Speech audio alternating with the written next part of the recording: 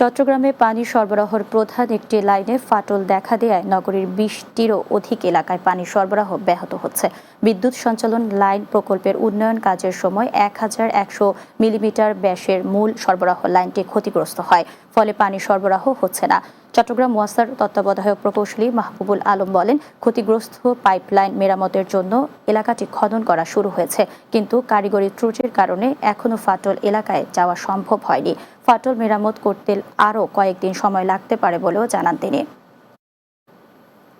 চট্টগ্রামের রাউজানে ভূমিকম্প, বন্যা, বজ্রপাত সহ বিভিন্ন দুর্যোগের ওপর মহড়া ও আলোচনা সভা সহ বিভিন্ন কর্মসূচির মধ্য দিয়ে উদযাপিত হয়েছে জাতীয় দুর্যোগ প্রস্তুতি দিবস।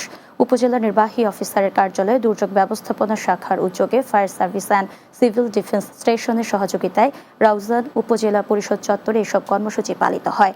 রাউজান উপজেলা নির্বাহী কর্মকর্তা জিসান বিন মাজেদের সভাপতিত্বে এতে উপস্থিত ছিলেন উপজেলা প্রকৌশলী আবুল কালাম, কৃষি কর্মকর্তা মাসুম কবির ও সমাজসেবা কর্মকর্তা মনির হোসেন সহ আরও অনেকে।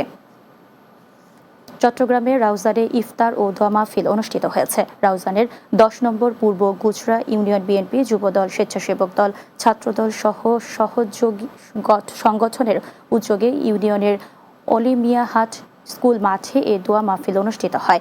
বিএনপির নেতা অ্যাডভোকেট তাজুল ইসলামের সভাপতিত্বে এতে প্রধান অতিথি ছিলেন চট্টগ্রাম উত্তর জেলা বিএনপির নেতা আবু জাফর চৌধুরী।